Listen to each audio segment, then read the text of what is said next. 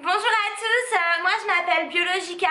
Alors Biologica parce qu'en fait j'ai fait changer mon nom. Moi à la base je m'appelais Chantal, hein. Vraiment rien à voir, c'était has-been et tout. Mais vu que maintenant je mange bio, que vraiment je prône que le bio, j'ai eu envie de changer mon prénom. Donc je m'appelle Biologica. Parce que voilà, quand je commence à ne plus manger bio, mon corps commence à s'emballer.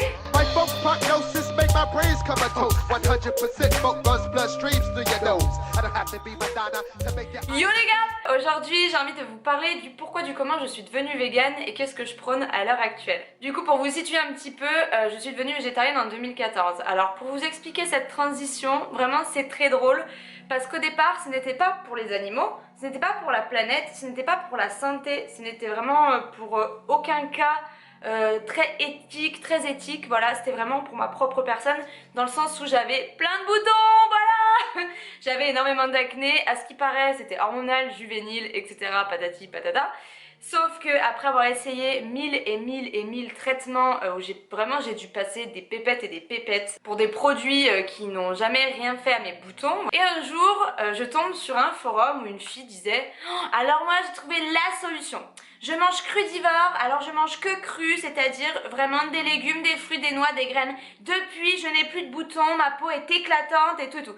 Et moi je vois ça, j'étais là, ah c'est la solution, moi aussi je veux faire ça. Et à cette époque-là, je suivais donc Fully Work Christina, si vous connaissez, c'est une meuf qui mange cru, donc c'est une américaine, et Georgia's Secret. Donc j'étais allée voir le documentaire Earthlings que vous pouvez retrouver sur YouTube, que je ne vous conseille pas forcément de voir parce qu'il est vachement gore, vachement hard.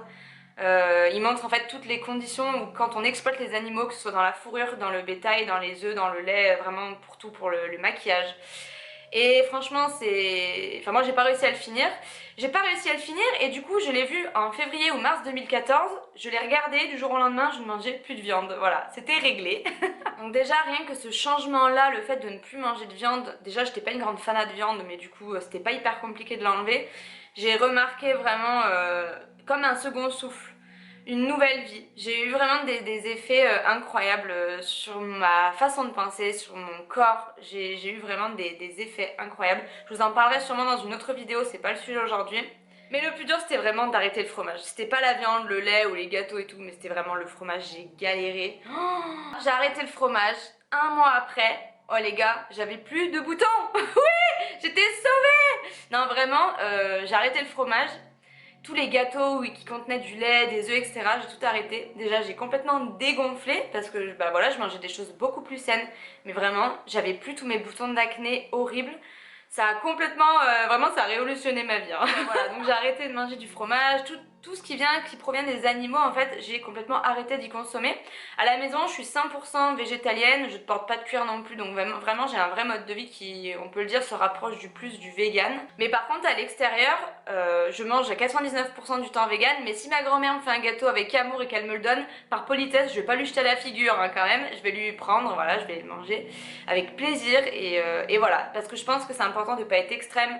J'essaye vraiment d'être harmonieuse en fait et équilibrée dans mon mode de vie. Mais par contre quand j'ai commencé à m'y mettre à fond, que là du coup je mangeais plus de viande, je mangeais plus de fromage, j'étais vraiment dans mon mode de vie, le mode de vie qui m'inspirait depuis toujours. J'ai toujours dit à ma pote Lorraine, quand on était au lycée, on était les deux grosses boutonneuses, et quand j'avais vu ce forum qui parlait de crudivorisme et tout, je lui montrais souvent et je lui disais, Lorraine si tu passes par là tu t'en rappelles je pense, je te disais, rappelle-toi, un jour je mangerai comme ça. Et ça s'est produit dans les mois qui venaient en fait, je me suis mise à m'alimenter de cette manière-là. Et même en 2014, j'ai fait un exposé au lycée sur le crudivorisme et le frugivorisme, sur le fait de s'alimenter que de fruits et de légumes. Et là, les lycéens, enfin mes collègues de classe, ils me regardaient d'un air « Mais tu sors d'où toi, meuf ?» Quand j'ai découvert ce mode de vie, bien sûr, donc j'habitais encore chez ma mère avec toute ma famille. Et j'avais vraiment l'impression d'avoir trouvé le secret. Le truc qui ferait que voilà, parce que depuis que je suis devenue végane, j'ai plus de gastro. Voilà, alhamdoulilah ça va, vraiment j'ai plus de gastro alors que j'en avais tout le temps, tous les ans. Donc j'ai découvert ça et je me suis dit mais c'est le secret, faut que j'en parle à tout le monde et tout. Donc du coup j'embêtais en fait, j'embêtais tout le temps ma famille avec ça. Et je me suis rendu compte, peut-être 2-3 mois après que... En fait c'était pas la solution de vouloir les convaincre, de leur dire que leur manière de manger ce n'était pas la bonne et tout, selon moi en plus, hein, voilà. Mais plus le temps passait, je me suis dit écoute, je vais suivre mon propre mode de vie, je vais kiffer mon mode de vie et je vais rien dire à personne, je vais embêter personne. Et c'est à partir de ce moment là que je me suis rendu compte que quand tu vas pas chercher les gens, tu vas vraiment les inspirer en fait. Indirectement, inconsciemment, ils vont être inspirés par ton mode de vie et c'est ensuite qu'ils vont venir te poser des questions sur ce que tu es en train de faire au niveau de ton alimentation.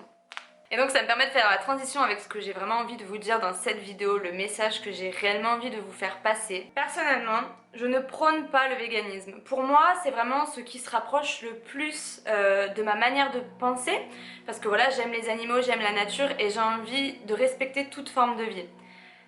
C'est vraiment au niveau éthique que j'ai ce mode de vie là, c'est quelque chose qui me correspond au plus profond de mon être. Mais ce que je prône avant tout, parce que c'est pas forcément accessible pour tout le monde de manger de cette manière là, je parle pas au niveau financier, mais je parle aussi surtout au niveau schéma mental, parce que voilà, on est trop habitué à manger de la viande, les gens aiment trop le goût de la viande ou aiment trop le goût du fromage, et les personnes ont vraiment pas envie en fait de s'embêter avec leur petit plaisir à les arrêter pour... ils ne savent même pas pourquoi en fait. Hein. Mais vraiment par contre ce que je prône au plus profond c'est une alimentation locale.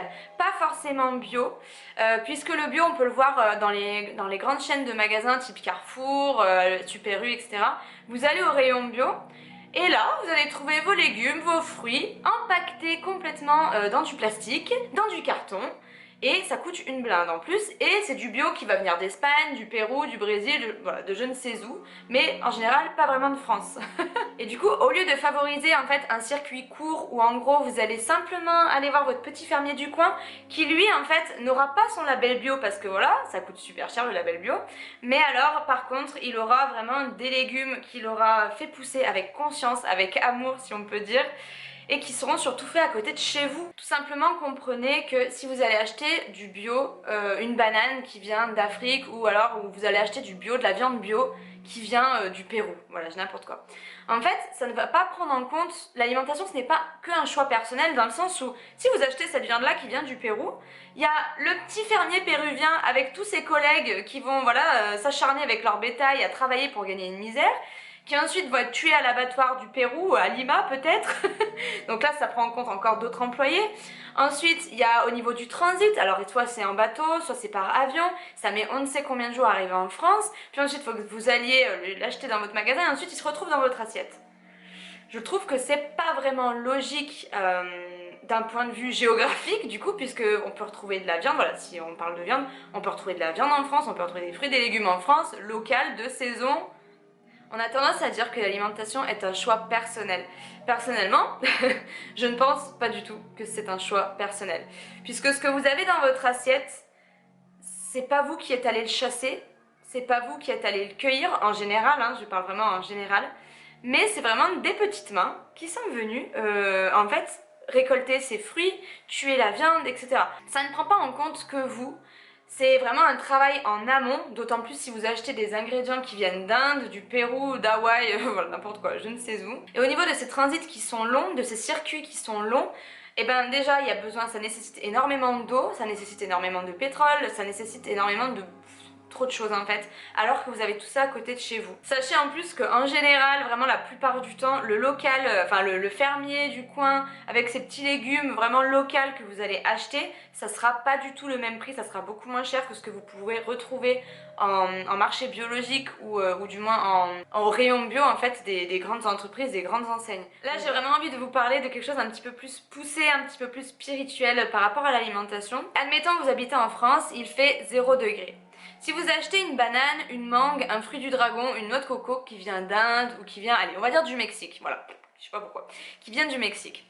Déjà, il y aura le transit qui sera long, voilà, bon, ça nécessite de l'eau, ça nécessite du gasoil, nanana. Déjà, au niveau de l'écologie, on est zéro. On va vraiment capter tous les nutriments du fruit, du légume, etc. Il n'y a pas de problème. Mais on va également prendre l'information vibratoire, l'information énergétique de la plante. Admettons il fait 0 degré là où vous êtes, vous achetez un fruit qui a poussé dans un environnement, il faisait très chaud, donc au Mexique on a dit, il faisait par exemple 35 degrés. Ce qui va se passer, c'est que donc vous allez mettre cet aliment là dans votre corps. Votre corps il va pas comprendre, il va se dire mais pourquoi elle me donne cet aliment alors qu'il fait 0 degré. Et du coup votre aliment va avoir besoin d'énormément d'énergie pour se réchauffer. Et c'est pour ça que c'est vraiment important de manger local. On dit qu'idéalement, c'est très bien de consommer aux alentours de 30 km de là où on habite en fait, de notre domicile, pour vraiment avoir les énergies, la vibration de notre terre et pour en fait favoriser vraiment les conditions optimales de notre corps. Pour la viande, c'est un petit peu pareil. On va prendre les nutriments qu'il y a dans la viande. Donc si c'est de la viande que vous achetez, donc qui sort de l'abattoir, que vous achetez dans une grande chaîne qui est pas très chère, que vous n'allez pas chez le fermier, quoi, en gros, acheter votre viande, voilà. Ce qui va se passer, c'est que l'animal, il a été dans un abattoir. Et ça, je peux vous en parler. Parce que, bon, petite anecdote, j'étais agent à domicile, en fait, avant, il y a quelques années de ça. Et en fait, j'avais une cliente qui habitait en face de l'abattoir, de ma ville, en fait. Et à chaque fois que j'allais intervenir chez elle, les lundis après-midi, ils amenaient les vaches, en fait, pour les tuer, quoi. Alors, rien que d'y penser, ça me fait mal au cœur parce que vraiment, j'étais curieuse de les voir les vaches en fait. Du coup, à chaque fois, enfin pas à chaque fois, vraiment, je suis un peu sado, hein, mais je crois que j'avais besoin de voir ça à cette époque pour me rendre compte à quel point c'était affreux ce qu'on leur faisait subir en fait. Et donc j'étais là avec mon balai devant la fenêtre et je regardais les vaches qui déchargeaient en fait, donc que les gens déchargeaient. Et les vaches, elles hurlaient, alors je sais pas comment on dit le bruit des vaches, la honte, mais elles hurlaient et elles se débattaient et c'était horrible, vraiment c'était horrible. Donc du coup, pour revenir au taux vibratoire, etc. Donc vous allez ingérer, la vache, elle est pas morte apaisée, en tout cas je pense pas qu'elle soit morte apaisée vu ce que j'ai vu. Elle est pas morte apaisée, elle est pas morte en paix, mais elle sera plutôt dans l'optique de la peur, du stress et du coup de la mort, voilà, puisqu'elle va mourir. Et ce qui est intéressant de comprendre, c'est que donc vous allez capter donc les nutriments, etc. de l'aliment, de la viande, de la vache, mais vous allez également absorber son stress, sa peur, toutes les émotions qu'elle a pu recevoir avant de mourir. Et bien sûr, vous allez capter, ingérer sa mort. Et oui. Il y a une étude qui a été faite, alors je sais plus où est-ce que j'avais vu ça à l'époque, en gros ça parlait... Ah oui, voilà. C'était une étude en fait sur plusieurs jeunes délinquants qui avaient d'énormes problèmes de violence. Et ils ont fait une étude sur eux qui montrait que 95% de ces jeunes-là, en fait, s'alimentaient essentiellement de fast-food. Alors, vous allez me dire, mais c'est quoi le rapport? Parce que le fast-food, en fait, tout est mort. C'est une alimentation qui est morte. Rien n'est nutritif, ni la viande, ni les légumes qu'il y a dedans, ni le sandwich, il n'y a rien. Et du coup, le fait de l'ingérer, eh ben, ils ingéraient la mort, ils ingéraient la dépression. Ça pouvait vraiment les amener, alors sur du long terme, hein, on parle pas sur le lendemain, hop, je suis dépressif et voilà. Non, non, sur du long terme, plus on consomme du fast-food, et plus on va recevoir ces symptômes-là. Donc voilà, moi ce que je prône, c'est vraiment une alimentation où vous êtes conscient de ce qu'il y a dans votre assiette. Par quelles étapes est passée votre viande, par quoi est passée en fait toute votre assiette en fait. D'où est-ce que ça vient? Est-ce que vous avez vraiment besoin de tuer des êtres vivants à l'heure actuelle pour vivre? Sachez qu'avant, que dans les tribus, c'était des cueilleurs. Ils cueillaient des pommes, ils cueillaient des fruits, etc. Ils étaient vraiment très respectueux de la nature. Et pour survivre, ils avaient de temps en temps besoin de tuer du bétail, de manger de la viande, mais toujours avec respect. Ce qui s'est vraiment perdu, puisque maintenant on les tue à foison et vraiment on prend du plaisir à les tuer certaines fois, voilà. Qu'avant c'était vraiment pas la même chose du tout. Du coup la différence avec avant, c'est qu'à cette période-là, on survivait en fait. Et maintenant on vit, on ne survit plus. Et on n'a plus besoin de s'alimenter en tuant des animaux en fait. On peut être en super bonne santé et en mangeant des légumes, en mangeant des fruits. La vidéo va être super longue. Le dernier truc que j'ai envie de vous dire, c'est que l'alimentation n'est absolument pas un choix personnel. Tous les choix que nous faisons ont une portée vibratoire énergétique. Je ne sais pas si vous connaissez la conscience collective, donc en fait ça parle de tous les êtres humains, ça parle de toutes nos anciennes mémoires qui peuvent parler de guerre, qui peuvent parler de l'évolution de la société, de la condition de la femme, ça parle d'énormément de choses, la conscience collective, et c'est en ça que vos choix sont déterminants pour l'avenir à l'heure actuelle. Quel monde voulez-vous laisser? Quel monde voulez-vous maintenant? Et quel monde voulez-vous pour votre avenir? Pour vos enfants, voilà. Nous sommes tous connectés, nous sommes tous des expressions en fait de la même énergie manifestée dans des corps différents. Et c'est en ça que c'est intéressant de comprendre que les choix ne sont pas simplement uniquement pour nous, mais aussi pour toutes les personnes qui nous entourent, parce que ça va vraiment venir modifier la conscience collective, ça va venir casser les stéréotypes, ça va venir changer nos choix, changer nos manières de voir les choses, changer notre ouverture d'esprit. Devenir vegan, de changer de mode de vie, ce n'est pas uniquement pour vous, parce que ça va inspirer tellement de personnes. Et voilà tout le monde, je suis désolée, la vidéo a duré une éternité, mais j'avais énormément de choses à dire concernant ce sujet-là. J'espère qu'elle vous aura intéressé, dites-moi ce que vous en pensez donc en commentaire, pardon. Je vous fais des gros bisous et je vous dis à bientôt, namasté.